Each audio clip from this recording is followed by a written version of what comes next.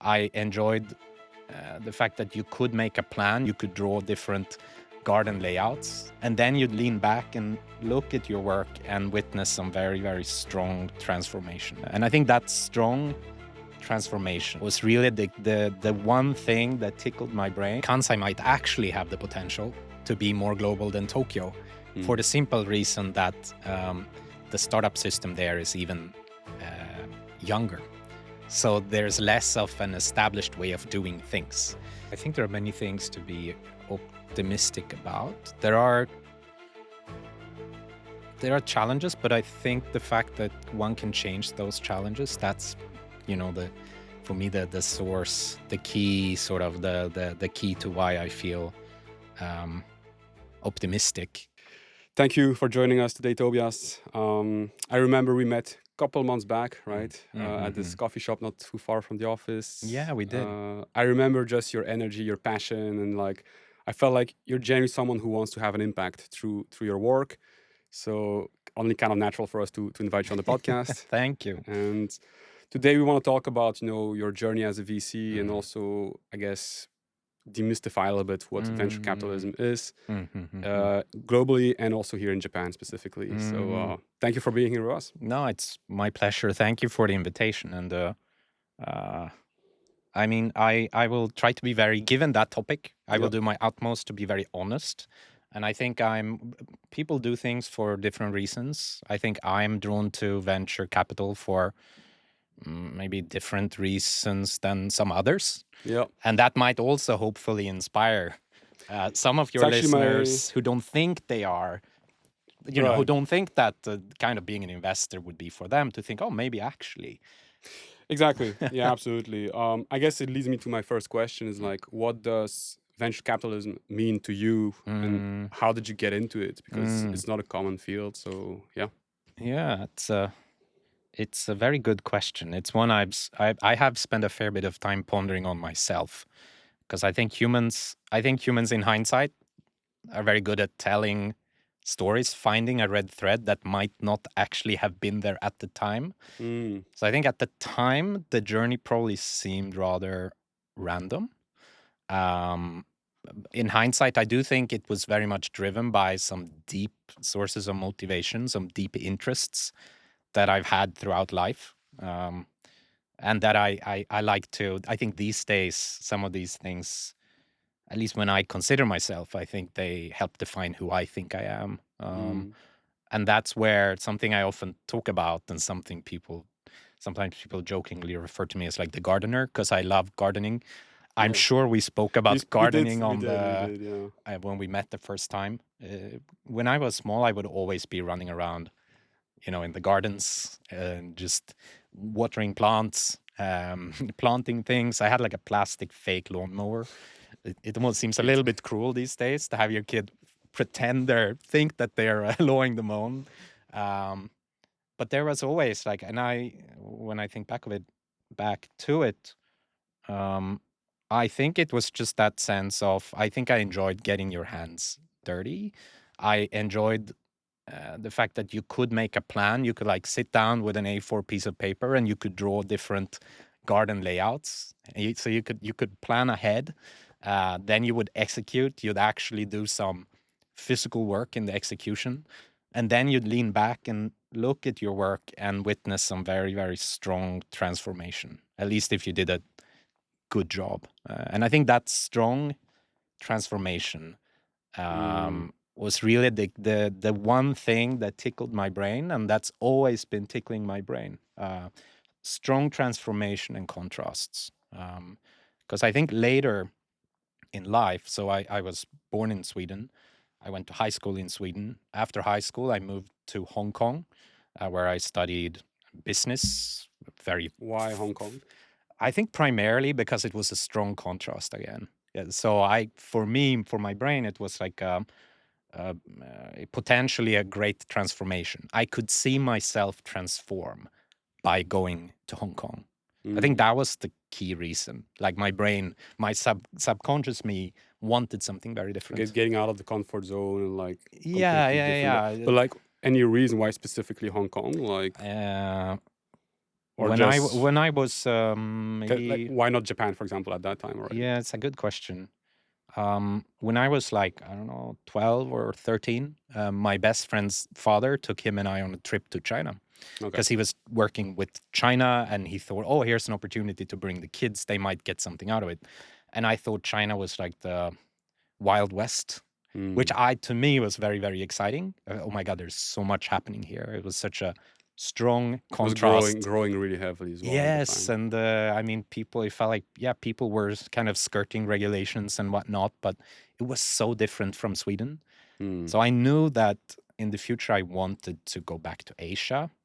At first, I looked at studying in China, but at that point in time, I think most schools in the mainland were only teaching in Mandarin. Right.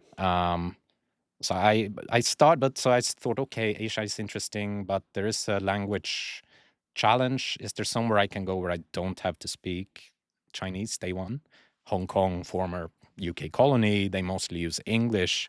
Yeah. That was one reason. Also, I was Googling like university rankings, like world's best business schools. And I was, the first maybe 5 or 6 results were Western schools. And I was not at all interested in staying in Europe or going to the US. But then like spot number 6 or 7 something was this Hong Kong University of Science and Technology. I thought, I've never heard of this school. How can this school, I've never heard of this school, yet it's ranked number 7 in the world when it came to, business school. And I clicked in on the website, and the first thing that you meet is this beautiful panoramic view of the campus, which is in the Hong Kong countryside, right next to the water. It looks like a hotel resort. That was the hook that led me down exploring, Hong Kong. You're more a countryside person. Like Yeah. the gardening. I think so. I enjoy that. Yeah. But why not Japan is an interesting question. Because it's only rather recently that I actually started to get really interested in Japan. But so after going to Hong Kong, I guess I can, if I continue building on that story, we can end up in Japan. Most of my classmates, I studied business. Most of my classmates wanted to work in investment banking or management consulting, finance, taking these rather traditional pathways.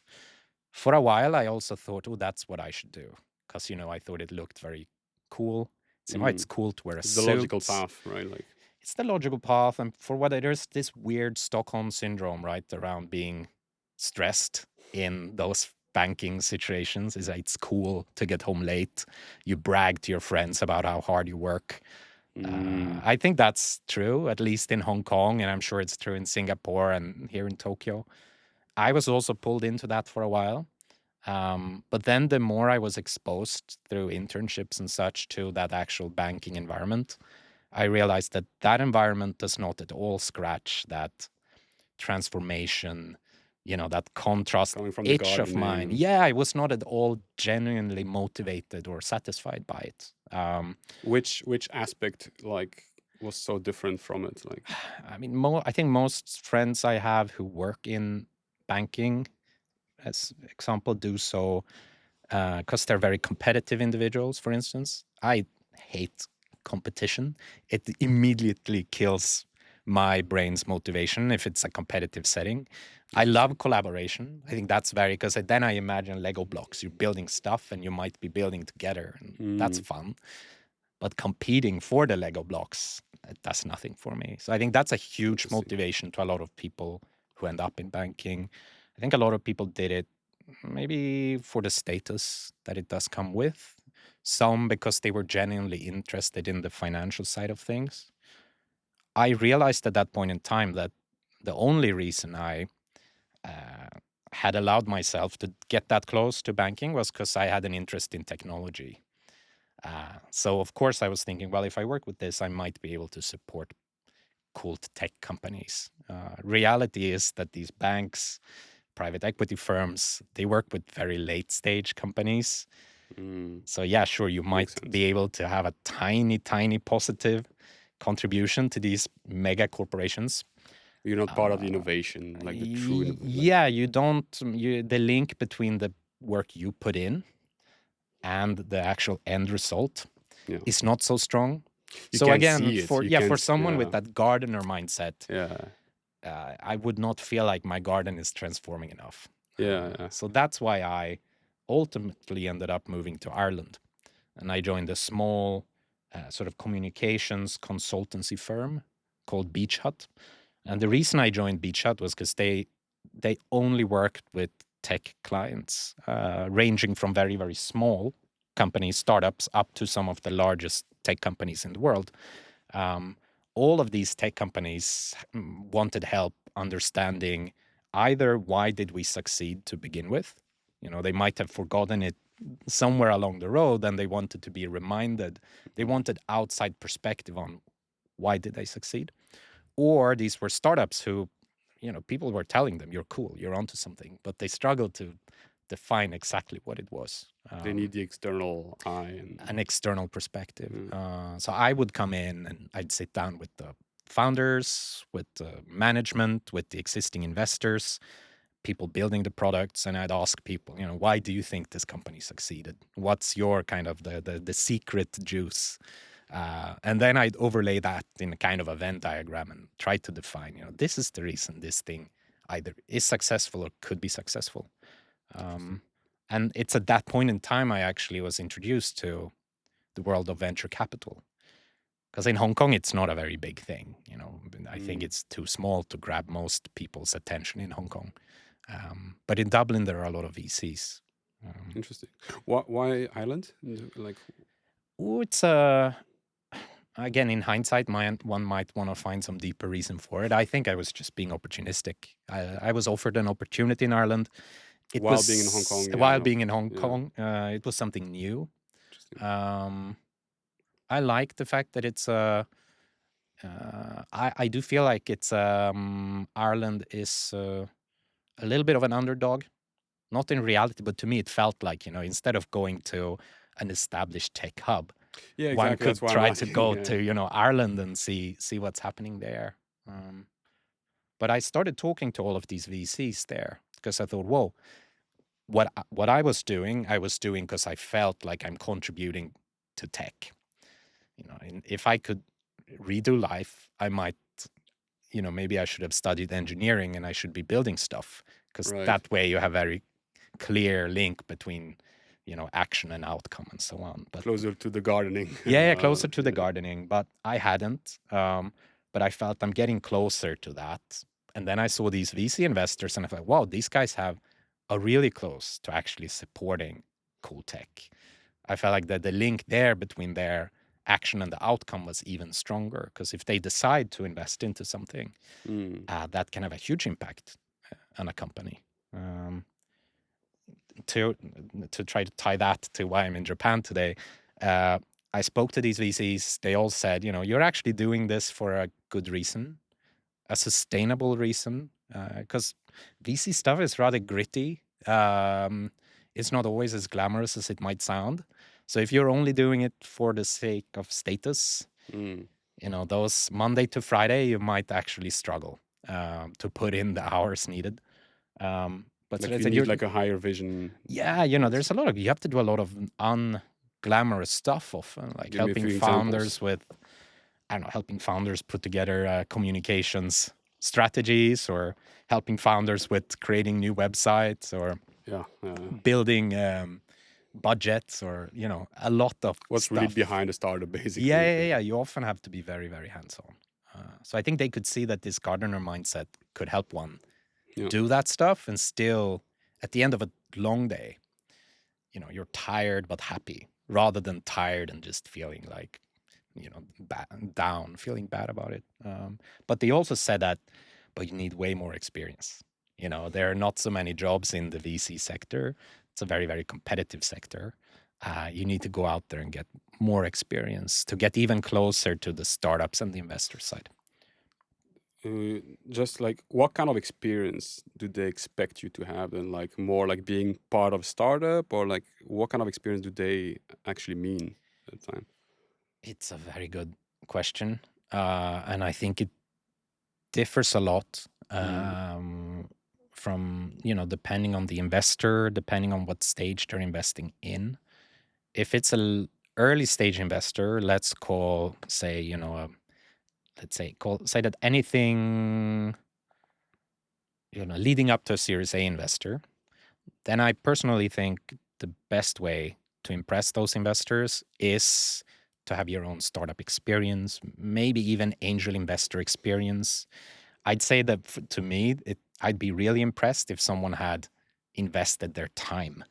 They might not have the cash to invest, but maybe they've been able to say, hey, I'll work free for this startup if I get a little bit of equity. That would really invest me in early stages, because early stages are so hands-on.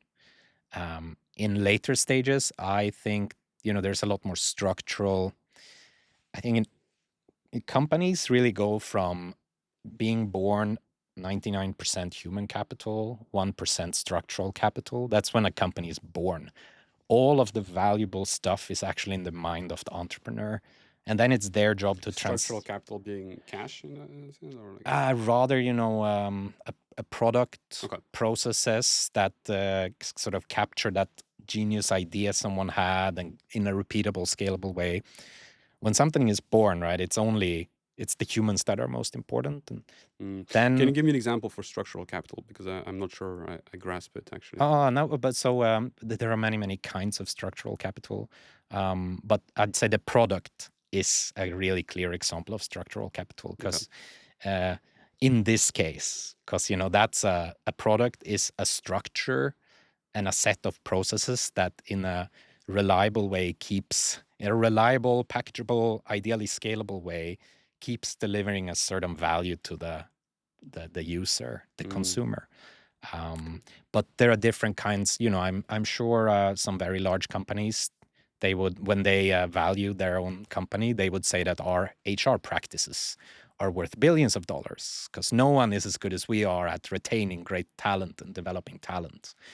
That is a kind of structural capital as well. But the point being that in this process, everything is supposed to go from human capital or idea capital into structural capital, because it's much easier to list structural capital on a stock exchange than human capital. If you're an investor that is focused on the first half, taking something from 1% structure to 50% structure, you have to be very, very hands-on in helping these founders actually understand why their idea is successful, helping them develop the product, perhaps helping them get all of those processes in place. So if you have that kind of experience, it's hugely important. The second half, when you go from 50% structure to 100% structure, that's where you see the investment bankers come in. That's where you see the lawyers come in, the management consultants. So those kind of investors, those slightly later stage investors, I think are more impressed by, if you have banking experience in your past, consulting experience in the past. So it depends on which side you're into. Because I personally found this, human or idea capital to structural capital journey to be quite a useful tool for simplifying how you look at companies and startups and their different needs as they go from 99% human, 1% structure to, say, ideally 99% structure, 1% human. And it was actually an accountant who first mentioned this to me, because from an accounting point of view, you would probably look at the human capital, the idea capital, as a risk, but you'd also look at the structural capital as an asset. So in there, you also see that kind of transformation, how you go from something that is very, very risky and that is being successively throughout the companies, the startup's journey. Because humans are unpredictable, pretty much. Yeah, you don't know, again, as an investor, as someone who has mostly invested in early and sort of early and slightly later early stages, everywhere from investing into an idea, and then you're usually investing into a few good cups of coffee with someone, right? You've been sitting down and someone has pitched their idea and you go, hey, I really actually believe in this idea and I really believe you guys will be able to execute upon this. But it's still very much just a belief, right? Yeah. And then and it's very much a risk. Whereas in later stages, you might again be able to look at and see, okay, 2 years ago you had this idea, and over 2 years you've been able to capture that idea in a product that you're early users are loving, and you seem to have a good grasp of how to recruit and retain talent and so on. But yeah, so you go from, there's always that transformative journey. And then in my journey, just to, I know that the main focus and interest here might be Japan. So when I spoke to these VCs and said, I think what you're doing is super interesting, how can I join you guys? Again, they said you need more experience.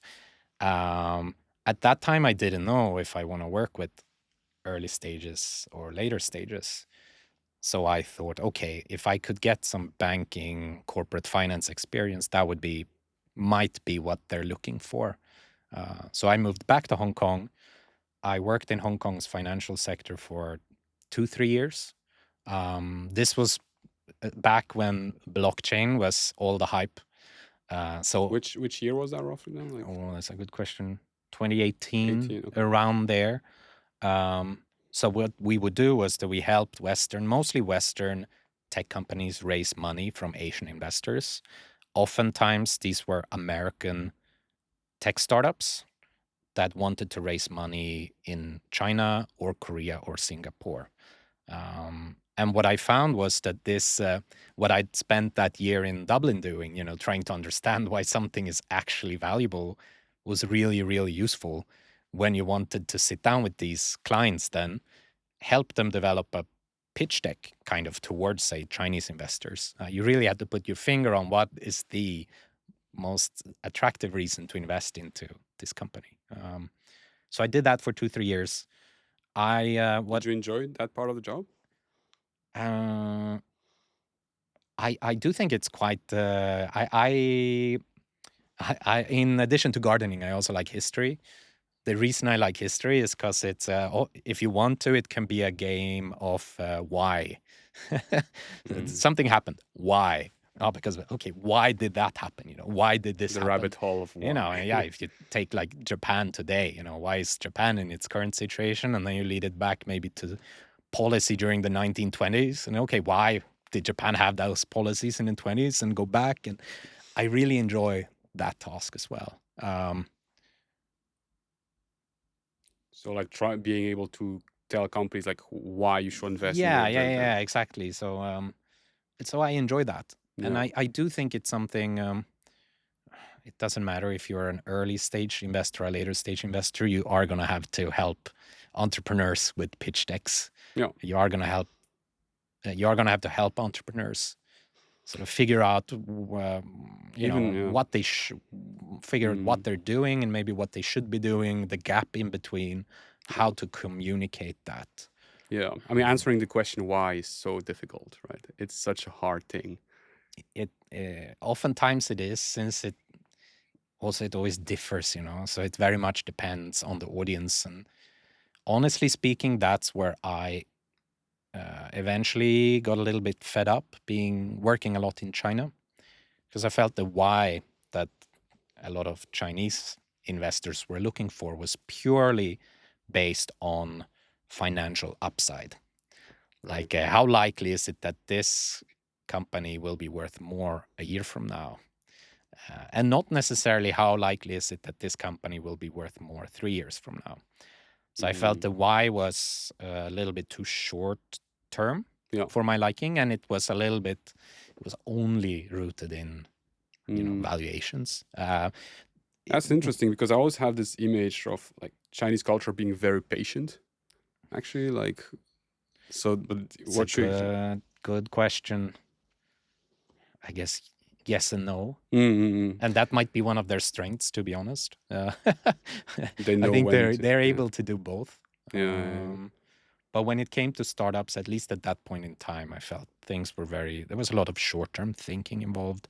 I was lacking something I do think Sweden is pretty good at or something I appreciate about Sweden is this, the pride there's a certain pride in craftsmanship.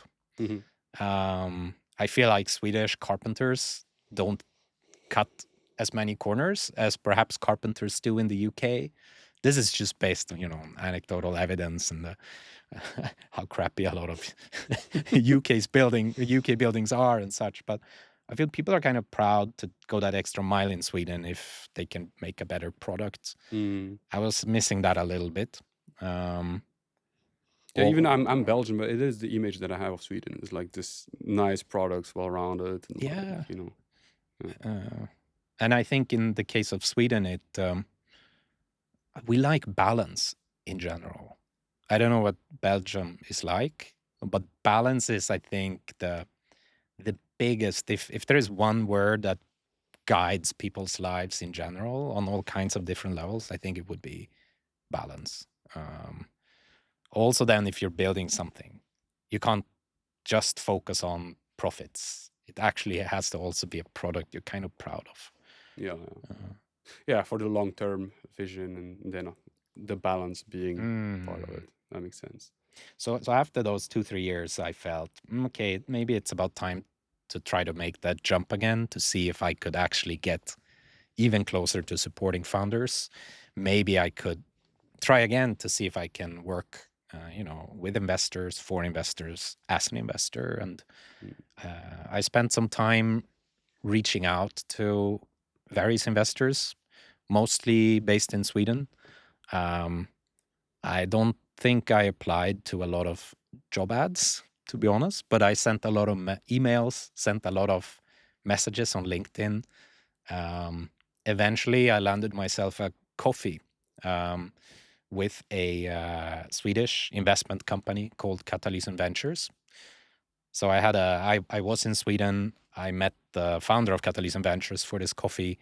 We ended up having I don't know, maybe 4-5 month dialogue about kind of everything before he finally said, if you decide to relocate to Stockholm, you have a job with us here. Is it common for it to take so long? Like like 4 or 5 months? Is it like a common thing in the industry? I think so. Yeah. Because also when we look at startups, when we look at founders we want to support, these are usually not new relationships, I'd say. It's very rare, as an investor, you get a lot of pitch decks sent to you. I don't know if I or anyone I know has actually invested into, one of these cases that you receive out of the blue. There is always like someone you trust in between, someone you trust that introduces an interesting opportunity. And I do think it's the same when it comes to sort of investors recruiting. Yeah. In this case, that 6 month, he had to know me for 6 months to feel that, no, I actually trust this guy. I want to work with this guy. So I think if you're interested in the industry, start building, start hanging out at these events, start trying to hang out with people working in it, long before you might actually expect to move into the industry. Because it's very, very rare that people really want to take some time. Yeah. Yeah, it makes sense, right? The industry is full of risk and uncertainty. So the people that you work the closest with, you should at least trust them and know about their background. It does make sense. I think so. And maybe it's also because then once you formed your team, you spend so much time taking risk on other things. So at least you want to be 100% sure that you want to minimize the risk inside the team. Yeah. Then you have one stable little island in this very stormy ocean. I guess, and it will be the structural kind of capital, right? You become the structural capital because you build up that trust. Oh yeah, that's true. You're actually kind of first meeting, you're perceived as just some kind of idea capital, right? By the time you're actually extended that opportunity, you're already perceived as structural capital. So one way to help bring about that perception is to maybe do some work for free. I'm not saying, hey, can I work for you guys for free? Rather, hey, I found this interesting startup and I put together a little analysis of my own. And I looked at your portfolio and I think this company could fit in rather well in your portfolio. So here is this analysis. That kind of proactive work, I think, is often needed. Yeah, I think that's a good point. And working for free always sounds like a crazy idea to people. It's like, just sharing information that you gathered regardless of, right? Like it's not really working for free, right? Because that analysis, you'll probably do it for yourself because you're curious, but sharing information, like connecting to other people as well, because it's the same way I approach the market as a recruiter here. Is like, I just constantly connect, share information, and eventually people are like, okay, we don't even officially work with that person, but that's how valuable he is already now to us. What happens if we were actually officially partnered up with him? And I approach it the same way. It's like, because I have that data, I have that information, so just share it. And most of closed-minded people will be like, oh, this is working for free, but it's like, no, it's just sharing and transmitting information. And because also I think a lot of, and again, we have that scale from human to structural capital. Most investors on the first half, the younger half of that scale, I think are a little bit more woolly. They are working with, often they are a little bit more visionary, maybe. You know, they because in early stages, often you don't have that much data to analyze. So I think, and people who love to analyze data are maybe drawn to later stages. People who like, you know, the visionary stuff, who feel this passion to try and make something a little bit better, they might be drawn to early stages.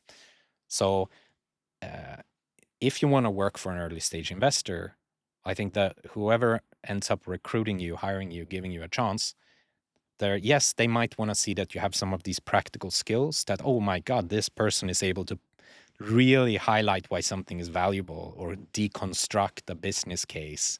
They do want to see some of those hard skills, you know, the PowerPoint skills, you know, very, very basic. They do want to see some of those hard skills, but that's not enough. They also want to click on that a little bit woolly, soft, visionary level. So when you are working for free, it shouldn't be because you want to work at this company. It's because this is something you're passionate about. And honestly speaking, if you're not organically, genuinely passionate about it to begin with, it's not gonna, you know, this job is not gonna make you that happy. It makes sense, right? Like, I mean, there's such a lack of structure that people need to be creative in every sense. Of like, you need to be able to find information, know how to analyze information, how to share it. Like, and if you cannot do that, like, you need to go to a more structured career, I guess, right? So it does make sense. And so this is the current company where you work at right now, and like, yeah, finally we ended up in my current position. Exactly. It was a long journey, but I mean, but it's super interesting. And so what are you working on mostly at Katalysen Ventures, and what's the link with Japan? And so we can dive into Japan. Yes. So then I joined Katalysen Ventures 5 years ago. Currently, I serve as COO at Katalysen Ventures. And during that period, just to say, we have an office in Stockholm and an office in Geneva. So we've mostly been focused on early stage innovation happening in the Nordics or the sort of German-speaking parts of Europe, and you know, all the areas in between. That's been the main focus for the last 5 years. At the beginning, definitely on that earliest side of that spectrum I mentioned, but now we're, you know, going a little bit ever so slightly later. Like Series A, still typically, maybe we've gone from seed stage to pre-Series A, I'd say is a pretty accurate development. But about 2 years ago, I was attending a conference in Copenhagen called Tech Barbecue.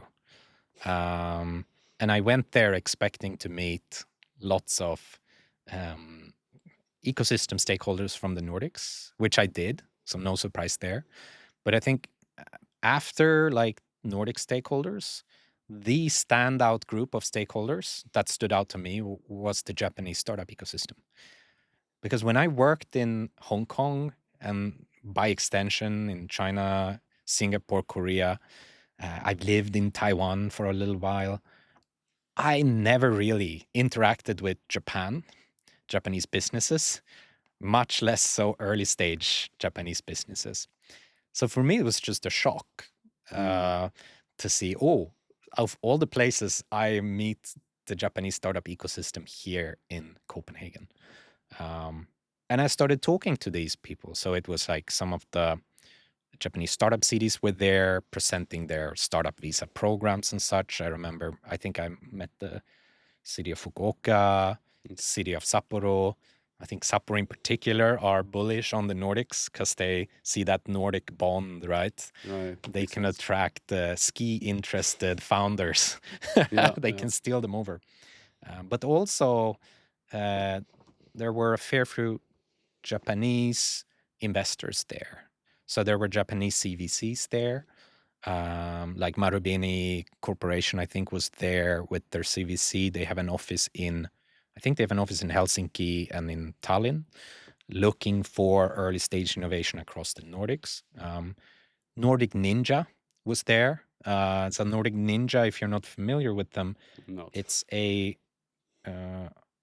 at least I believe they used to be Tallinn based. They might have moved their HQ now, but it's a early stage VC focused on the Nordics, with a primarily built around a Japanese team and Japanese LPs. So these were investors, Japanese investors and Japanese LPs saying, let's go to the Nordics and make great investments into startups. And I thought this was interesting because my stereotype was always, and at that point in time, I had very little interactions with Japan. So my stereotype was, Japan is a very innovative country. Like and they have this craftsmanship pride, so probably very high quality innovation. Why are these investors bothering to travel halfway across the world to find startups? And I asked them, why don't you just invest in Japan? And the answer I got was more or less the same from everyone, that if your Japanese investors have a very Japanese investors in Japan and founders in Japan typically have a very domestic mindset, and that can only get you that far. So if you're a VC, if you're a very aggressive VC, you probably have to look elsewhere to find startups with a big enough vision. That's why they came to Europe. And that was the first hook for me with Japan. Because in there, I saw a challenge. I sort of felt stubbornly, I refuse to believe that's the case. Here is something I want to explore more deeply to see if there is an opportunity, in this, whatever it is, this point in time. That was the first hook. Interesting. Well, 2 years ago or so. Like why you felt such an interest? I mean, like, because most people will perceive it as a red flag, right? It's like those guys, are very domestic. They don't really go too much out there. They have a very high level and those and that. Like, why did you feel so attracted by that aspect? Because it also sounds very much like, I guess, same kind of mindset, maybe like Sweden, like, craftsmanship, like high quality, like, tell me, like, what's behind that interest and curiosity in general? I mean, as mentioned, my brain does thrive on contrasts. So at that point in time, after 3 years in Stockholm, I felt I did personally, I wanted to add something new into my yearly calendar. I wanted to find kind of an excuse to do something with Asia, because I thought, Asia is a very interesting place. It's a lot happening in Asia. But I also knew why I got tired of China, because of that lack of sort of craftsmanship pride. So here I thought, actually, in Japan, these are early days for Japan's startup ecosystem. There might still be opportunities for new stakeholders, foreign investors, to do something in Japan. So I thought the timing is very interesting. And again, I thought that probably there is that craftsmanship pride there. So I decided to go to Japan about 2 years ago, spend a month here working remotely, and figure out, are there actually opportunities here? What was the first impression during that first month? The first impression came before that month when the first thing I did was to reach out to all of these investors I'd met at the event in Copenhagen, tell them that I want to spend some time exploring Japan. Who should I meet? Can you help make some introductions? And my first impression was the great passion with with which these people wanted to help. Were they helpful? Like they were like They super were open super to. helpful. They were just Interesting. so happy that, here's a foreign investor that wants to take a closer look at Japan. It was Interesting. extremely welcoming. And this is actually one of those feelings that has remained for 2 years. So that very warm welcome is still there. That's awesome because we often hear about, I mean, people often complain about, the fact that Japanese don't really open up their network. They're very protective. It will take a lot of time to build relationships. But here's like open doors right away. It's like, hey, welcome, Tobias. Like, interesting. And that's a good observation, because there I also see, just during these 2 years now that I've been spending a fair bit of time here, I feel like I've seen a transformation. I feel that for a lot of people that participate in the startup ecosystem, I think 2 years ago, it was still more rational to focus on Japan. If you're a founder or an investor, it was still more rational to have a Japan first strategy. And I feel during these 2 years, it's kind of changed As a a little Japanese bit. national. Yeah, if you're a Japanese founder or investor, Yeah. slowly but surely, it's become even more rational to actually say, no, we need to be a little bit more global. We need to have a global first strategy. I think maybe it's still kind of, maybe 50-50. But What's behind the change, do you think? This does link to what I think is one of the big sort of challenges in the Japanese startup ecosystem. So when I came here on that first trip, yes, the first impression was people are very welcoming.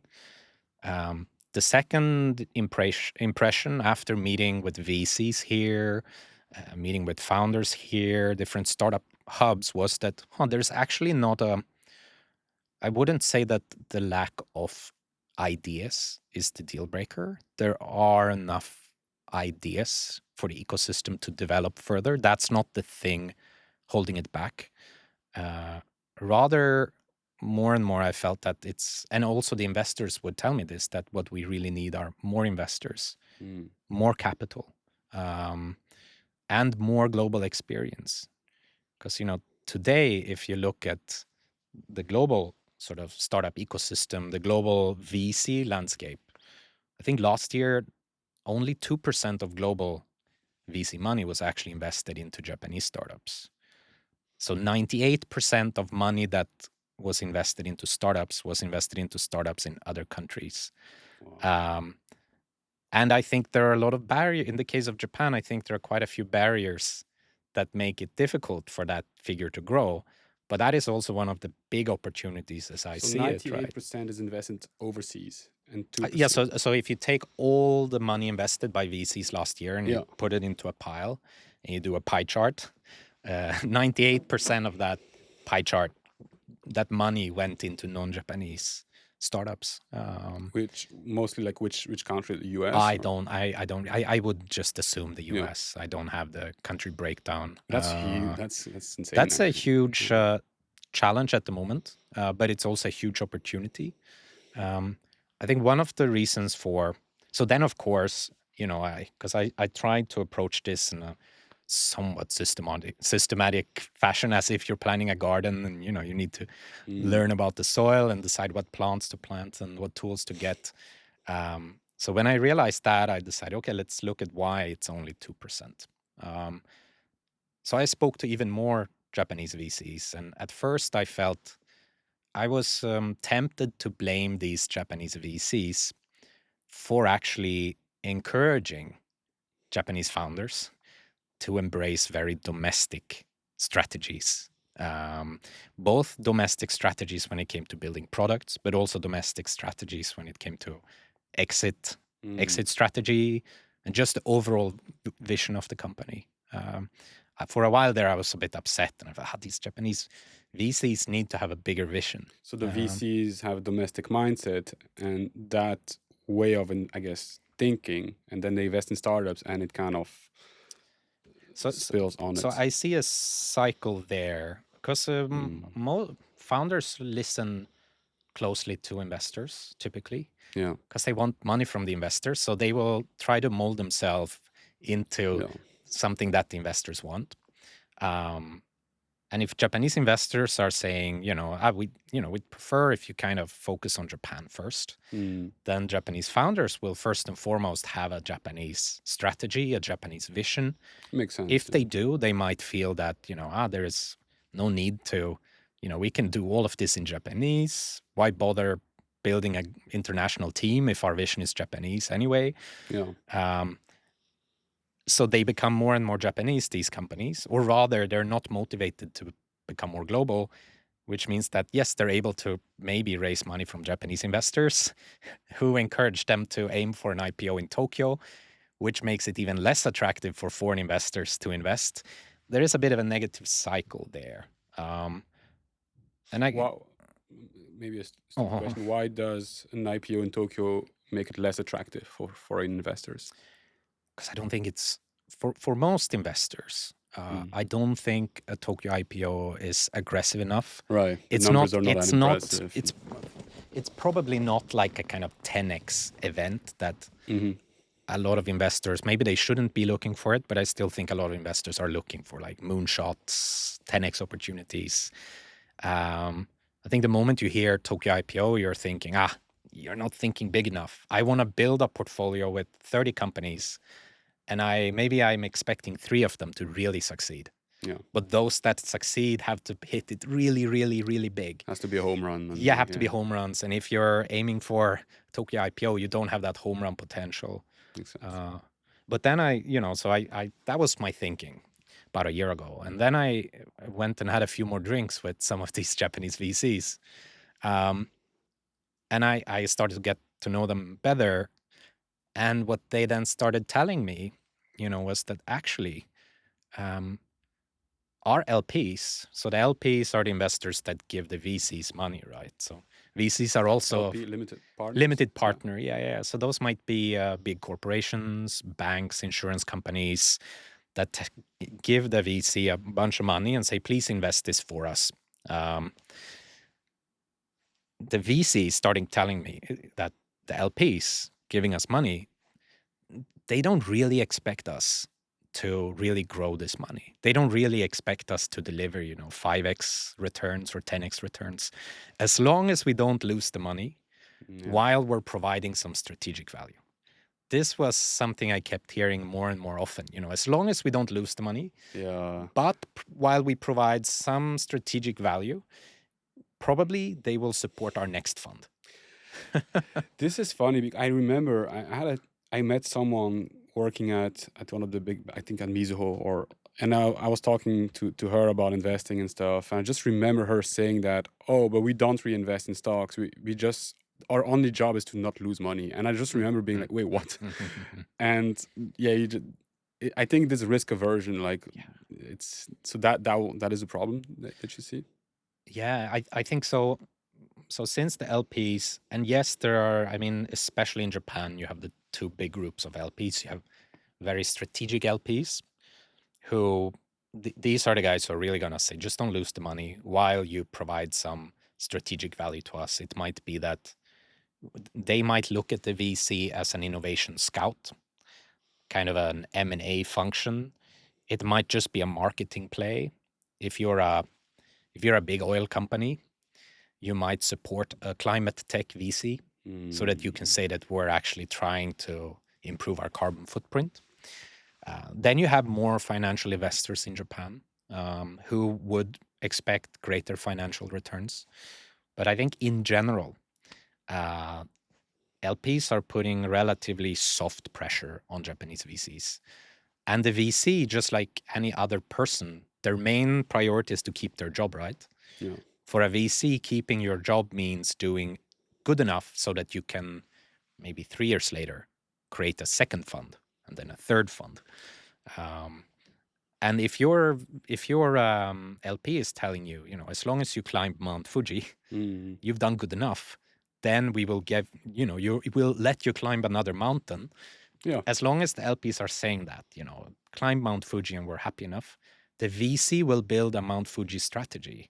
They're not going to implement a Mount Everest strategy, say the 10x strategy, which in most other countries, you have to say, we're going to try to climb Mount Everest. Otherwise, you're not going to get that money from the LPs. Mm. In Japan, of course, we're simplifying reality now, but my takeaway after hundreds of meetings with relevant stakeholders is that it's often enough to say we're going to climb Mount Fuji. And then they implement the Mount Fuji strategy, which is maybe focused on, let's see if we can have a 2 or 3x return, which in turn means, and the best way to get there might be by, let's not try to do something too risky. Yeah. Maybe a Tokyo IPO is the most predictable way to deliver just good enough results so that you can have another fund. Is the issue here might be also be, like you say, it's the number of LPs are very limited, so competition isn't quite high, and therefore like you don't really have to do home runs if you're not really competing against many people. And is that the issue? This is an interesting question. There is a lot of capital. Yeah, but if it's concentrated on only a few players, then everyone kind of, Yeah. I don't think there is a lack of potential LP money. A lot of the big banks, insurance companies, corporations are actually hoarding cash, right? Which could potentially be deployed in VCs. For various reasons. Yes, I don't think there are enough VCs out there. I think that's one of the opportunities I saw coming here was, right, can we somehow inspire the creation of more early stage investors, because there is capital out there. If there's more participants, like you start competing for this potential 2-3x, and suddenly like there are more 2-3x's, and there's more external capital flowing into Japan these days, right? So is that something that you feel hopeful about? I don't have the latest data, but it feels like I think there's definitely growing interest from international investors. I've seen it firsthand.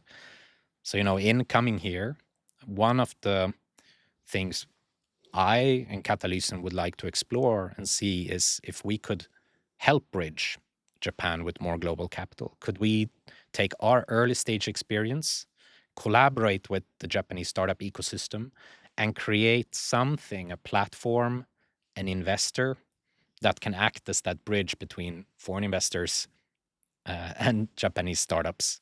How well is that going so far? Do you feel like a lot of support, or do you feel like there are like forces against that? Like,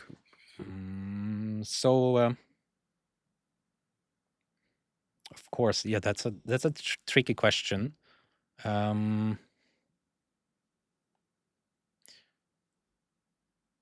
I think there have been some surprises. So we really decided to give this a shot around New Year. So say, I don't know, 9 months ago or so. Before then, we were still getting a feel for the opportunity. Do we think one could theoretically do something in Japan? Yes. Okay, let's see what happens if we, actually put a little bit more time behind it. We add a little bit more dedication into it. So this year, I've spent quite a lot of time here in Japan for that purpose. I think the Japanese public actors, Japanese government on, like top level, prefecture level, city level, have actually been much more supportive than I had dared to dared to expect. yeah. And I think they finally have not only the desire to support foreign investors coming to Japan, they also have the budget to do so. The problem is still that they are only allowed to take limited risk. So they're only allowed to kind of follow up on private sector interest. So if the Japanese private sector is saying, we want to invest into and support foreign investors coming to Japan, then the government can follow that interest and say, excellent, then we will tag along. Unfortunately, Japanese corporations, Japanese LPs have proven to be maybe even more risk averse than I had hoped to expect before coming here. I did not expect it to be easy to convince Japanese corporations to invest more money into early stage innovation. But I think that side of it has proven to be even more difficult than expected. And as things are at the moment, the current setup then, means that if you can't get the Japanese private sector to support you, the Japanese government side, even if they want to, they're not allowed to also support you further. I think that's an issue. It's interesting. I think that goes deeper to, I mean, if these 2% is one of the problems as I see it, right? Today, Japanese founders are only able to access 2% of venture capital. So either they solve that by building, Japan could solve that by building more global bridges, attracting more global money. Then we have to produce startups here with visions, products, teams, mindsets that attract foreign investors. That's one approach. Or you can focus, domestically, to see if you can get more domestic money invested into the startup ecosystem. Listening to you, it feels like, I mean, from a global perspective, right? Obviously, I'm not Japanese, but the risk sounds more to actually not be global here, right? And they don't see it that way. But if at some point, and I feel like that's maybe what's changing as well, where this whole AI boom, all those things are happening now, and it's like maybe because again, from my perspective at least, and I do basically recruit for the ecosystem. I think the message is more like how risky it is actually now to stay domestic. Do you feel like that might be the solution as well? Like, that's the feeling. My feeling is, having again met with everywhere from the cabinet office, the innovation team at the cabinet office, down to prefecture level, city levels. I worked quite closely with Osaka Prefecture on this project to see if Kansai might be, if Kansai might actually have the potential to be more global than Tokyo, for the simple reason that the startup system there is even younger. So there's less of an established way of doing things, which is a good thing. That's a good thing, I think, in this case. But so my feeling is that I really do think that the government stakeholders think now that it's more risky not to do anything. Nice. When it comes to the private sector, I feel when you speak to people on an one-to-one, when you're speaking to individuals, I think every person I've met has agreed we have to do something. Not doing anything is more risky. But the moment you're meeting 2 people or 3 people, basically the moment you're meeting an organization, everything becomes very difficult. So I like to simplify. So I simplify this, and I feel like Japan has the most amazing atoms, but Japanese molecules, it's like this chemical bond between the atoms in the molecule is so strong. It's so difficult for these molecules to reinvent themselves, to change. I think that is also one of those really key challenges. You've been involved with Japan now for roughly 2 years, right? Yeah. Do you feel more optimistic or less since you kind of started the journey? Like, do you feel like, okay, my initial, I guess, goal and vision is achievable? Or like, oh, man, maybe it's just not meant to happen. Like, how do you feel about that? Like, your current state of mind? Like, do you feel optimistic, or you're like, maybe things are just meant to happen that way, and it works? That's the thing. Life in Japan is great, and I talk to a lot of those people in the ecosystem, and sometimes just the conclusion is like, things work, like, and maybe that's just how it's supposed to be as well. Like, how do you feel right now about the whole situation? I think there are many things to be optimistic about. There are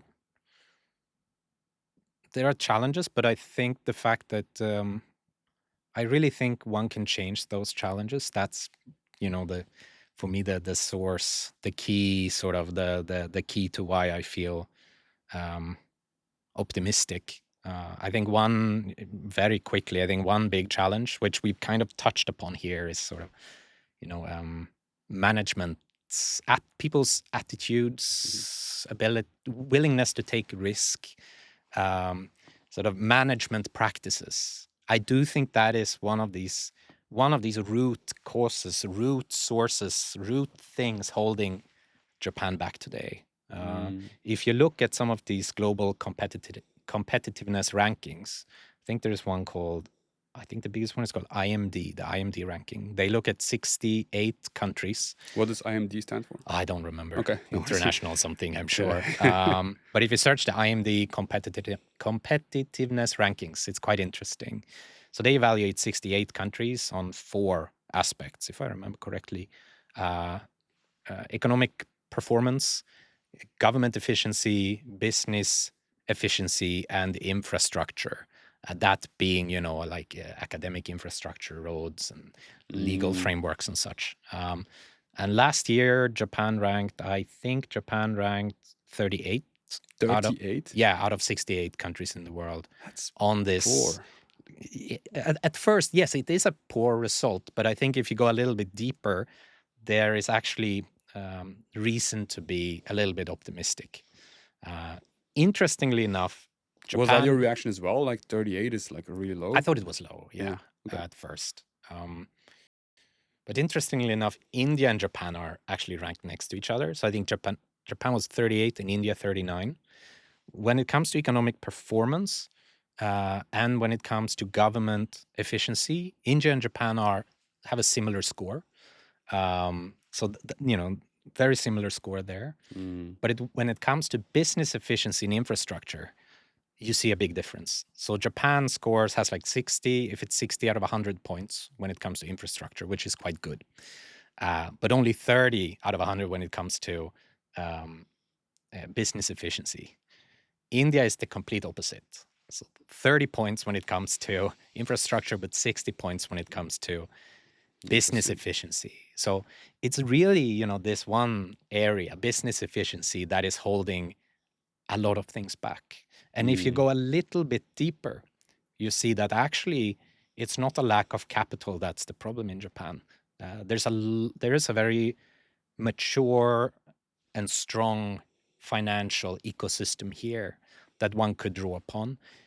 Even in labor market, Japan is actually doing decently well. It's a somewhat flexible labor market. There are a lot of well-educated people. This stuff you know much better than I do. Yeah. But Japan is doing decently well when it comes to labor market. But the one standout aspect that it's like an anchor pulling everything down is management practices, where Japan scored, I think, second to last or third to last out of all of the countries measured. Yeah. And of course, management practices, what is that? It's how decision makers day to day in big organizations think. That affects everything, including if big corporations, banks and such should allocate a tiny bit of funding the to help of risk is determined new by startups and the ecosystem and such, right? But that's also a generational thing. I mean, sure, I think the culture is part of it. But I also think management practices, it's something that has the potential to change over time as new people are given a chance at making a difference, right? And I do think, as still an outsider here, I do feel like I notice a huge contrast between the slightly older generations and younger people, where I find a lot of slightly older people are a little bit, they're probably status quo is all right. A little bit complacent, maybe. I find there are tons of really passionate, creative people, maybe under the age of 40, under the age of 35. There's a hugely vibrant generation there. I think people are aware of the problems, like the whole like demographic problems, and like people seem to be more and more aware of like, okay, really something has to change, I think. Right? I think so too. And I think they have the potential. So you ask me if I feel optimistic or not. I mean, to that, what I think is one of those root problems, the management practices. Yeah. The people, organizations being willing to take risk. I think we just, we just need to make sure that young people maintain their kind of passion, their creativity, and that they're given a chance in the wider economy. So I think that is, one of those problems. We talked about that Japanese VCs are not really fulfilling the role that Japanese VCs should fulfill. So if you look at most economies, I think only about 5% of SMEs, small, medium-sized enterprises, are actually startups. Most small companies are not startups. So what defines a startup? Well, to me, I think a startup is a company that pushes a technology or an innovation that the ecosystem as a whole could benefit from. So if you think of it as a garden, a startup is someone who's inventing a new tool or a new plant that all the other gardeners could potentially use. It's creating something that the other 95% of SMEs could deploy, could actually push out into the economy to improve the efficiency of the overall economy. Yeah, and in that sense, I mean, I see it from a tech recruitment perspective where like digital transformation is still so early stage. AI is still not implemented at all. There's so many things where, like you say, empowering everyone with the right tools. Like more and more people speak English as well, so you have access to more mature tools, and there's a lot of things that go in the right direction in that sense. Like, what does success look like to you right now with your current journey? Like, when do you say, okay, this was a successful kind of mission, like, in Japan here? What does success look like? I have to take it back to when we decided to explore this more deeply. There were a few core values in there that we felt this is sort of the guiding. These are sort of the our vision or the mission, vision, the thing we want to achieve, and that includes we want to be a bridge between global capital, global experience, global opportunities, and Japan. So being that kind of a bridge is one thing we want to achieve. We want to help redefine expectations between Japanese founders and Japanese investors. Again, I think, as I just said, I think Japanese VCs could play the role of VCs in Japan if Japanese VCs play that role. If VCs actually supported these crazy people with crazy new ideas for tools in the garden, that's a huge untapped opportunity for Japan. Imagine how the overall, if Japan was actually better at providing its economy with new tools, you said AI, digitalization, and so on, imagine the effects on the country as a whole. Yeah. So helping to redefine those expectations. What should the founder actually expect from the VC? I think they should expect more risk taking, but it has to be rational for both sides to happen. The third thing, we do want to help train or inspire a next generation of investors. Katalysen means catalyst in Swedish, and here the project name is SKB, short for Shukubai or catalyst. So it's very much about being a catalyst for other people. The last 9 months, we've explored if the VC fund framework is the best way to achieve these goals. I think, again, from the government, the government loves that idea here. But since they're not able to go first, they need to see that the private sector goes first. The problem with the VC fund structure is that the biggest challenge is up front. That's when people have to trust you the most. It's like at the beginning of the relationship. Yeah. And in Japan, everything is so, there's so much trust involved in anything, long-term relationships. It's hard to come in. That's something you can do, I think, if a few years from now, I'm sure we'll have that enough trust capital to actually launch such a fund. Here and now, I think it's a different framework that will be able to, which will allow us to achieve those three goals. The bridging, the redefining, the training.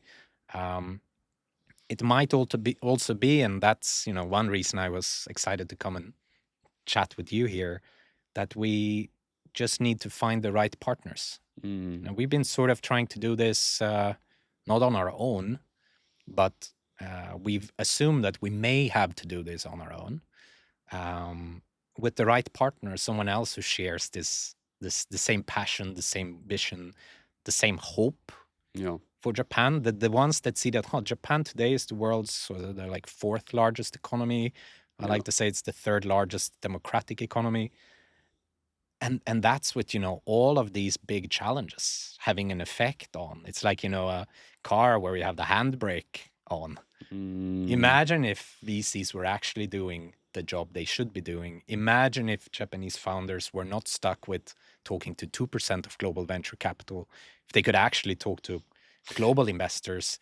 Yeah, even like 5-6% will already make such a difference, I'm sure. Like. Yeah, that's what I felt. If we can have if somehow by doing what we want to do, we can allow 0.0001% more of global capital to come to Japan, that would have an impact. And I do get I'm approached by a lot of foreign investors, Singaporean investors, Hong Kong investors, Indian investors, who say, we're really interested in Japan.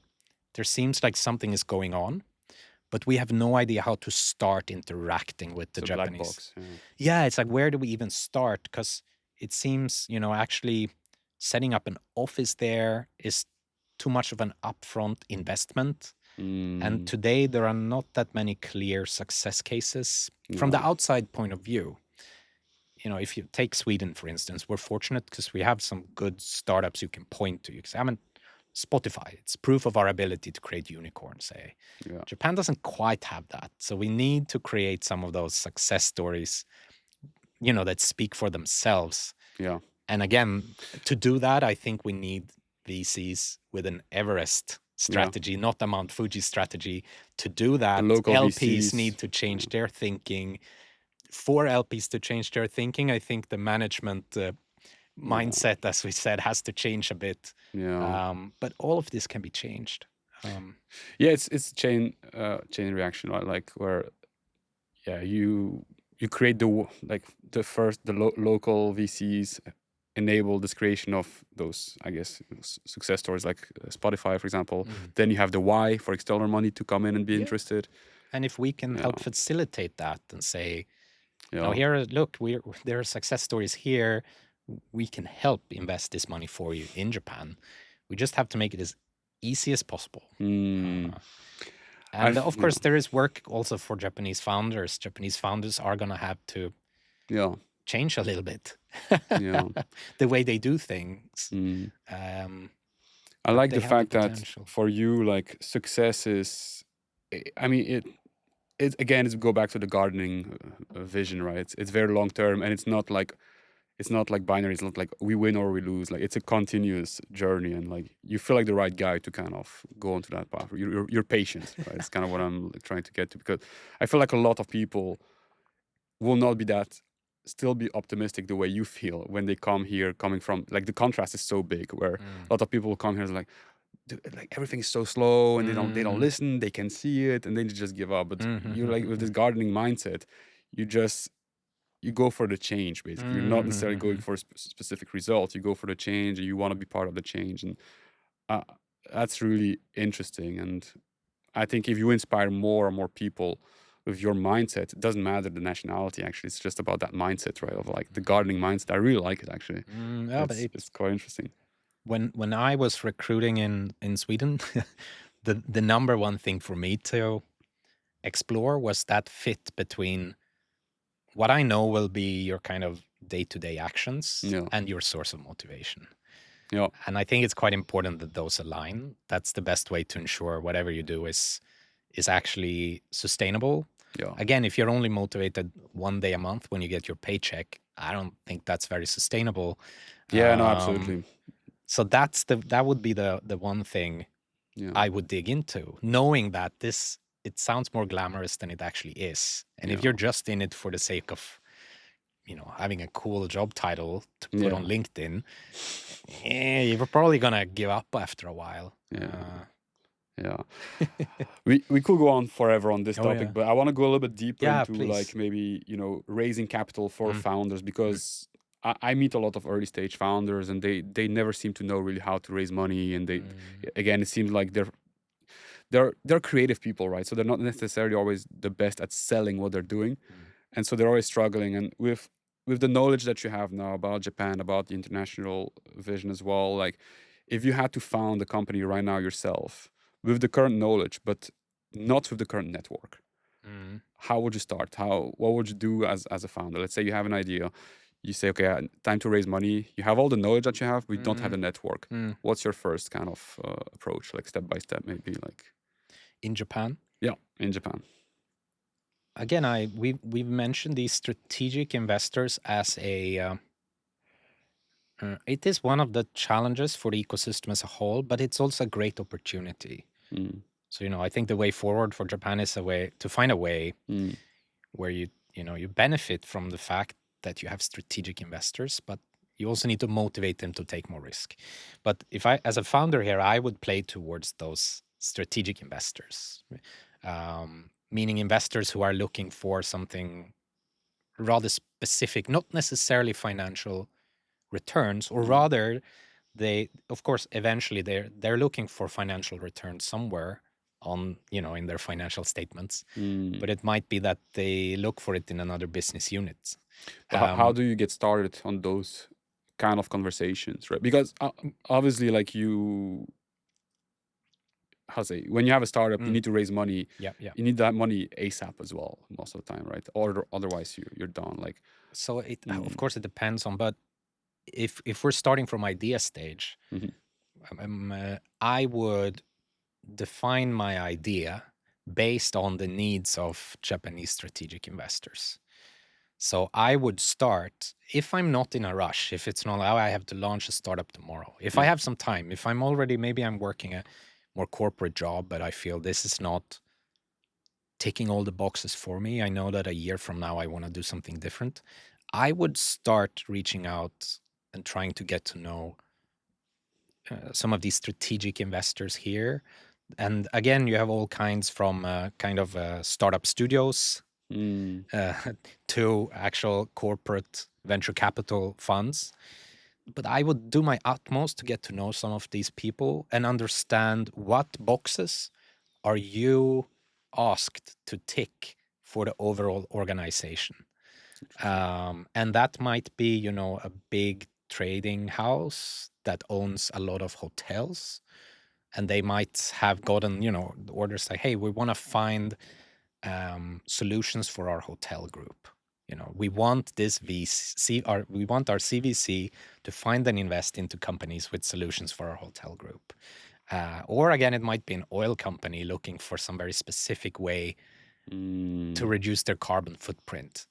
But that would be my step one: understand the needs of Japan's strategic investors. And then I would, because let's assume we have a year now. It's like, I know within a year I want to make a change to my life. Yeah. Then based on all of that, I would define an idea that I know from day one ticks the needs of at least one of these investors. There is interest for the conversation. Yeah, basically. that is how I would start, because there is so much. If you're only looking for cash, and if the only value you provide an investor is sort of financial, there's so much competition out there. It's so difficult to raise money, to find money. But if you're providing another much more customized strategic value to the investor, I just think you have a 10 times greater chance of actually raising that money. So when I'm thinking Japan, because I do think it is also a great asset here that you have all of these CVCs. And honestly, based on my experience, most of these CVCs are actually struggling to, say, meet their investment quotas. To struggling to actually find really good cases that really tick all the boxes they're looking for. I think that's a really unique approach. Interesting. And how would you phrase, like, how would you even ask that questions, like, you contact those people, it's like, hey, like, strategic partner, like, which boxes do you need to, like, how do you ask how do you get that information as well? I mean, and I think it might, this is one of those things that might actually be easier to do as a foreigner in Japan. Yeah. Because there's probably less, there are fewer customs to consider. But I still think if you give it time, I think most people all across the world appreciate when someone takes interest in their work. I think if you give it some time and you build that relationship slowly, you might build a relationship rather because you're interested. You probably don't want to be too upfront about what you're doing, right? But I'm sure you can find an excuse to meet these people and slowly get to understand. Why would you not be upfront? Like, I just think, based on my experience, the moment humans feel that you're trying to get something from me, a lot of people push back a little bit. There's like, you get this defensive mechanism, a wall, Yeah. spam filter, whatever it is. The moment someone feels this person is trying to get something from me, Yeah. I think a lot of people push back. So I do think there's a risk in being too upfront.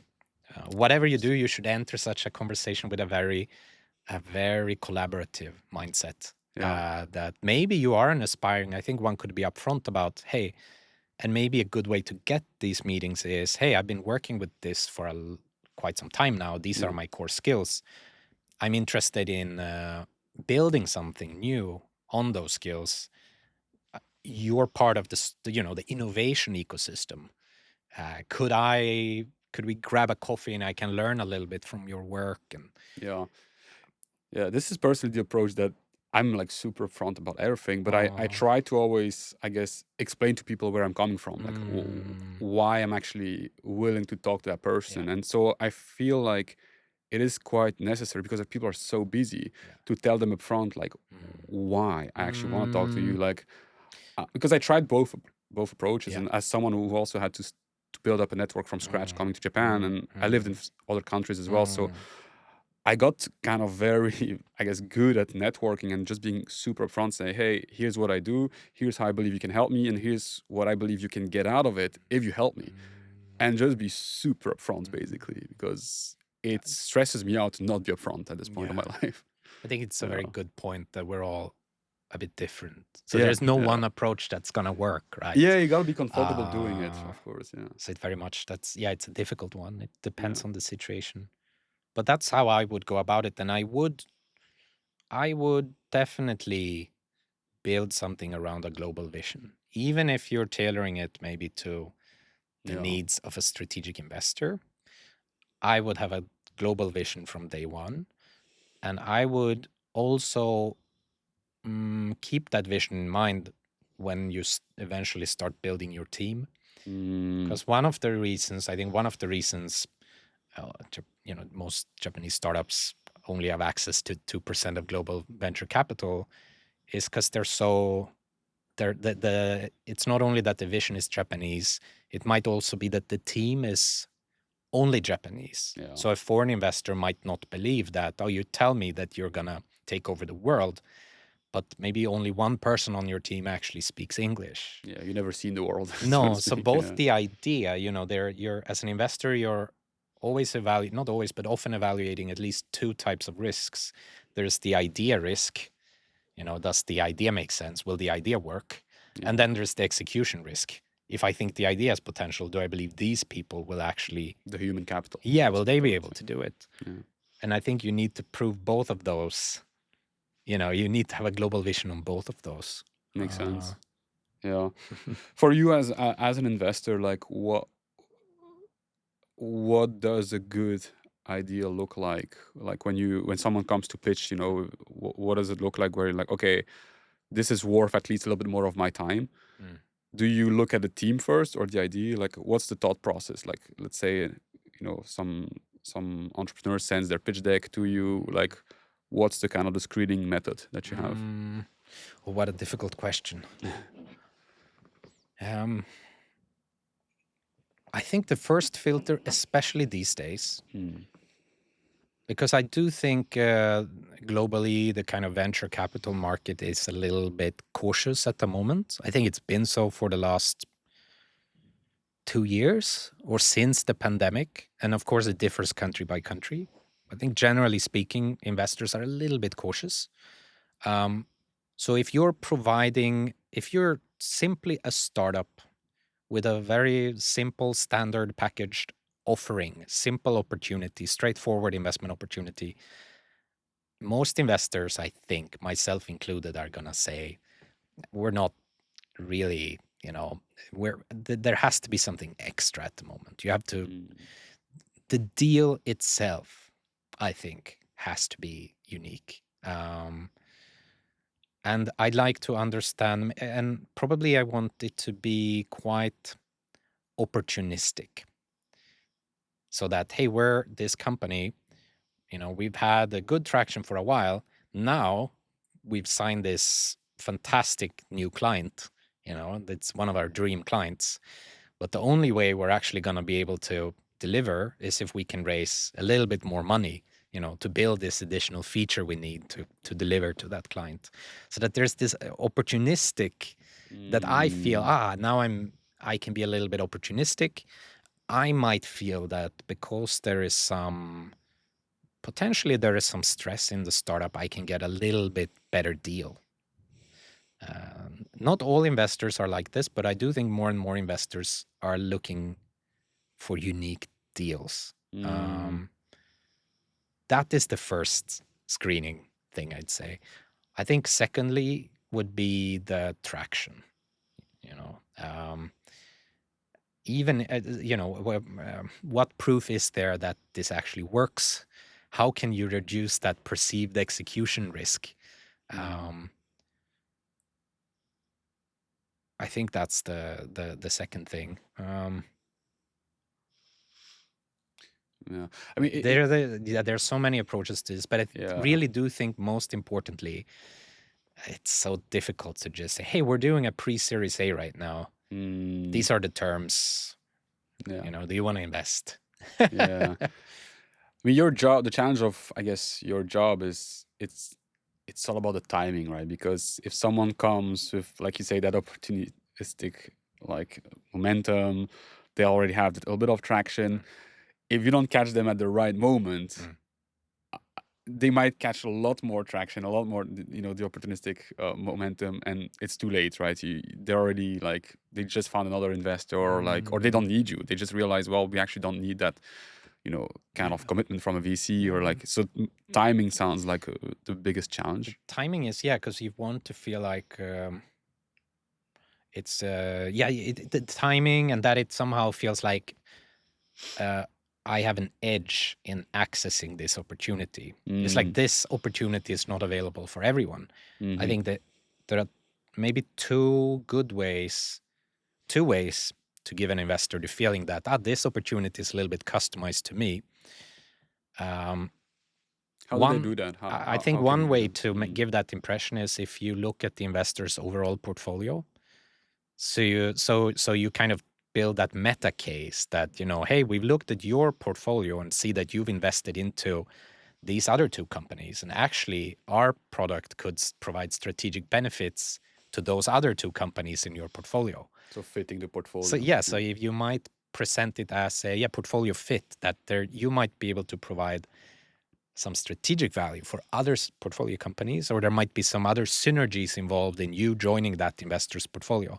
I think that is one way to give the investor the impression that, this is not an opportunity that and everyone could access. Another approach is to link it to that investor's expertise network. That, in order for this thing to grow, what we really need is not only access to capital, but we need access to people who have this kind of experience, and who might have a really strong network within this sector. And we really believe that these are, this is experience and network that you have. And for that reason, we are giving you slightly better terms or whatever, You need something like that, I think, to stand out of the crowd. And if then the messenger, if somehow you can make sure that the messenger is someone that already knows. So what I would probably try to do is actually, I would try to build a relationship with maybe a founder in that investor's portfolio, with the goal of then getting that founders to introduce you. Now, recognizing that founders are very busy, startups are very busy, you might not have time to put that much effort into each and every, investor, investor hunt or whatever you call it. But I do think you need something like that, actually.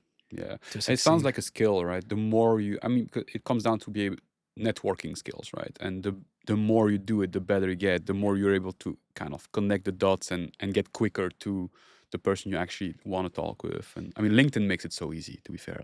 LinkedIn is a very good I mean, personally, I think pretty much every interesting I've never landed an interesting opportunity through a standardized, publicized channel, right? Yeah. Like someone posting an opportunity, someone posting a job, whatever. It's always been through, through networking, Referrals. showing a little bit of, passion. Yeah.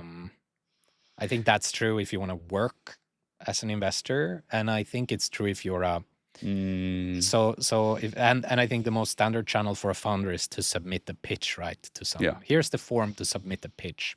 Yeah. Feels very much like those. I mean, people applying for jobs, sending their resumes everywhere, but if they don't put that extra little effort, like there's no traction, there's no interest. One question I wanted to ask you as well, Tobias, is with everyone these days is kind of afraid to lose their job with the rise of AI and automation, and when it comes to venture capitalists, do you believe it can be fully automated through AI at some point? Do you fear for your job? Like, what do you believe is the future of venture capitalism with AI? Like, how do you see those two kind of working together? It's an interesting question. So every time I'm asked a question, I try to find some logical place to start, right? It's something you can anchor your thinking, your thought process in. And I'm tempted to, again, just remind ourselves of why VCs kind of should exist, say, or the role of VCs in the overall ecosystem. And we touched upon it, right? The role of startups. Again, just a small subsection of companies are actually startups. They require more risk taking. Why should we bother taking that risk? Why should society allocate extra resources to these kind of companies? Because they discover new tools that the rest of the economy can benefit from. So I really think that function to the overall economy, to the overall ecosystem, should be the guiding, what guides whatever follows. That's what we should try to maximize, So I think we should always try to find more efficient ways to do things. We should see if AI can be used to maybe of course, to see if we can better identify the tools. First of all, to forecast what kind of tools might society need. And once we've forecasted that, which I'm sure an AI can help with, to see, can we identify the best candidates for those tools? After that, you get a little bit of, there is a period where I think more soft, where I still think there is room for hands-on investors. So I think those first steps, identifying opportunities, I'm sure an AI could soon do just as well, if not better. But then, there's a lot of work, especially in that, tying our whole conversation together, taking it back to where we began, in that transformation from human to structure. I think there's still a lot of work there that an AI would struggle to do. It could do parts of it. But I think in early stages, hands-on investors, they don't only help you figure out what kind of product to build, they also help you manage the stressful life of being a founder. Being a founder comes with a lot of ups and downs, and I think it will take some time until an AI can help you manage those downs. So again, I think for hands-on investors, it will take longer to be replaced by AI. I think for hands-off investors who only provide capital and then sit back, I'm sure an AI could do much of that. I think it's worth reminding ourselves that most investors also spend a lot of their time looking for other investors. Not only founders, right? VCs also look for investors, LPs, not all the time, but a lot of their time. And there, again, you have human relationships, trust, long-term trust, to get these LPs to actually put in the money. I think that will be one of the bottlenecks. I think it will take quite some time until these LPs might feel comfortable just, depositing the money in a bank account and then letting an AI, kind of a trading bot, right, deploy it into startups. But I think we should try. Because again, I think the role of VCs and startups should be to serve the other 95% Yeah. of SMEs and the economy. It should be almost like, I think people should look at it like people going into public service, something you do because you want to lift up other people. I'm not saying everyone has that mindset today, but I think it's aspirational Absolutely. to look at it that way. It motivates me. Yeah, I feel like it will take away a lot of the anxiety as well for people if they just take it from like the core principle of why they do it, why they believe in what they do, and then it's just like, well, there's an extra tool now to do that more efficiently. And no, I agree, and it's the same. I'm in this recruitment industry, and a lot of recruiters out there are very nervous, like, oh, we're gonna lose our jobs, and I'm just like, no, we'll just get better and better at connecting the right people with the right jobs, and because that's fundamentally what we're supposed to do. Help. I mean, in my case, help startups grow with the right talent, and I just look at all those tools, being like, okay, great, my job gets easier, and I can spend more time helping more people, right, and having more impact. It takes the anxiety away, I guess, to just think about it that way. And you still need to, I think, end of the day, so much is about being motivated. If you're not motivated, most things in life are difficult.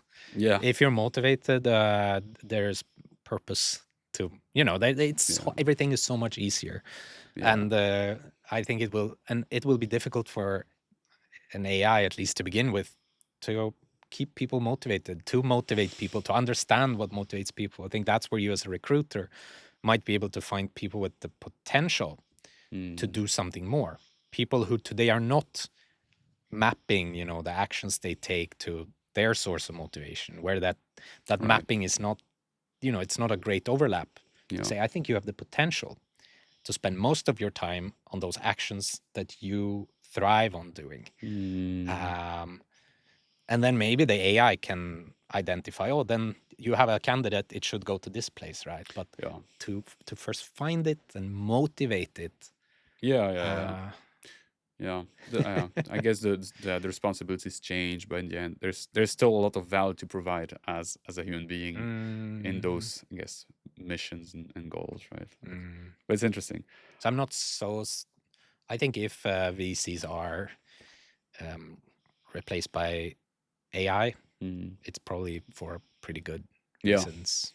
I like that. And as going back to the gardening again, there's always work in the garden, right? You'll find something else to do. I mean, when I think of my own life, I think my plan B is to work in a garden, become a gardener. And that sounds like perfectly fine. If I was forced to do that tomorrow, I'd be a little bit disappointed, but it would not be an earth-shattering lifestyle change, because I'm still mapping everyday action to my core motivation. So that's why I always encourage people to, sit down and think about what genuinely motivates you. I think one way to figure it out is to think about the different alternative jobs you've considered. So I've often found myself, I've thought about maybe I should become a blacksmith, or I should become an architect, or an archaeologist. And when I put those down and I see where's the overlap, it's around that kind of transformation, right? Getting the hands dirty. But if you're like, hey, if instead you're thinking, no, I always want to be a sports star, or maybe a poker player, or professional bungee jumper, maybe it's that risk taking that motivates you. And for others, it might be more of a competitive strain. And I'm sure these mixing people, but I still think there is a leading, some leading kind of source. So that would be my key advice to people, especially people considering career changes, right? No, absolutely. I mean, same for us, even with InnoHyve, like it doesn't feel like work anymore. And that's all I care. But if tomorrow I start disliking what I do, I will look for something else. And someone asked me, or told me, if you do something and you genuinely feel like you want to fast forward the time while you're doing it, you're probably doing something wrong, and you should not do it in the first place. And I just look at it always that way, as like everything that we do now is like, I genuinely enjoy the moment itself, and I don't want to fast forward it. So it's like, okay, this feels right. Let's keep doing that more. I think that's true. And uh, just to say, it's a privilege to be able to yeah, absolutely.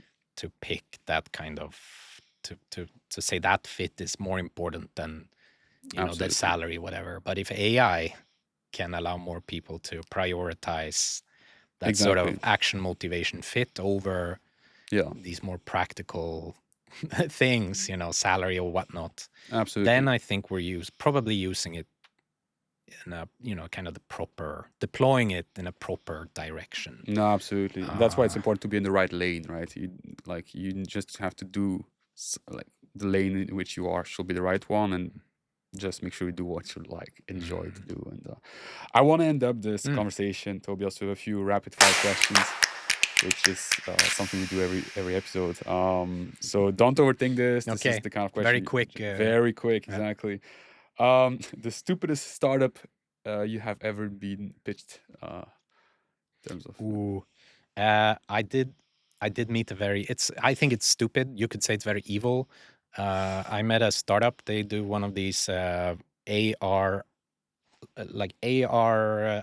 on your phone. So you hold your phone with the camera on, and then it overlays like a video game on your floor. So you look at your floor through the smartphone camera, and there's like a mini golf game, which you can play with your finger. It sounds very innocent, but turns out the reason they were doing this is so that they can map people's indoor environments and then ultimately sell it to the army in case that, a country is invaded, then the military might want to know what buildings look like inside. I'd call that crazy. stupid/evil. Yeah. It's something I remember. It left a mark. Yeah. The army should just ask Amazon for like the Roombas and stuff. Oh yeah, true. They probably have enough information there. Anyway. That's why it's stupid. Yeah. Your fastest decision to invest in a company. Like, what was the fastest company you invested in terms of time? Oh, maybe.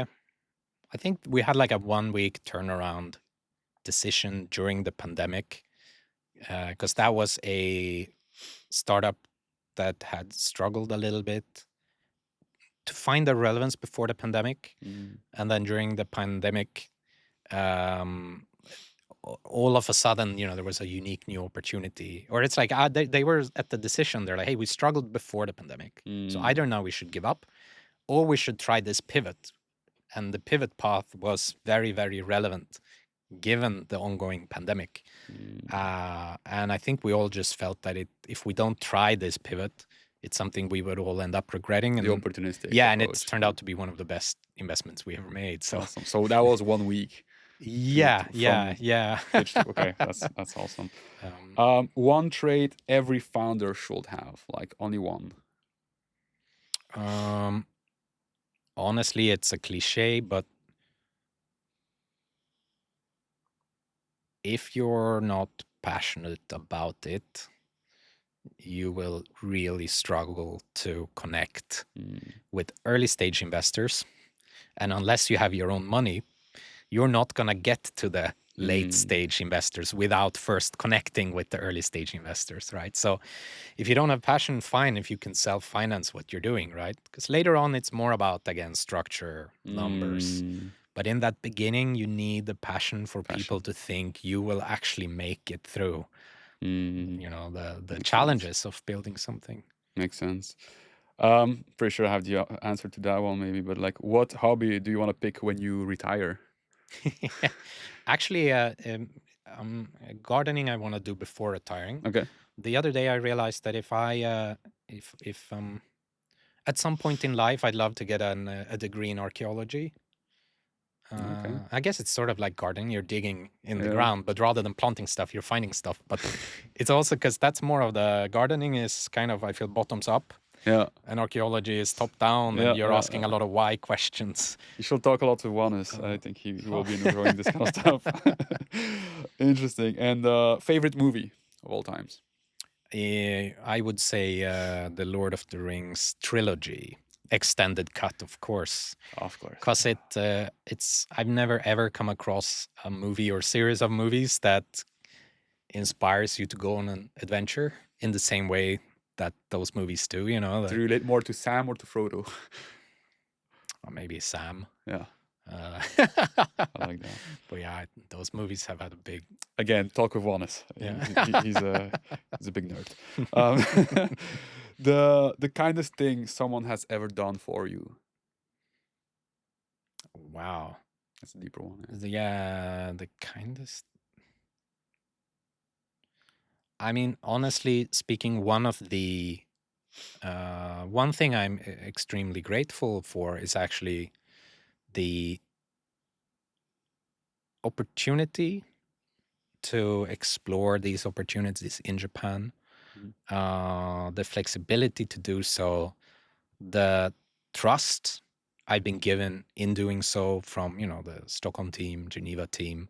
And sure, it's based on, a long relationship. There's trust there that we wouldn't be doing this if there wasn't something to it. And actually, the most tangible result so far is that a lot of these Japanese investors I've gotten to know, it turned out at the moment they are, just as interested in foreign startups as they are in Japanese startups. So Katalysen has a few portfolio companies now talking to Japanese investors, thanks to, this whole project. So the bridge is happening. Turns out Nordic innovation is quite hot in Japan. As I should have known based on that tech barbecue conference in Copenhagen 2 years ago. But that's something, I don't know if it's the most kind thing, but something I really appreciate. The trust, that trust, and the fact that that trust, and there's some payback that feels really good to be able then to deliver results back. Makes sense. And last but not least, best advice someone has ever given to you.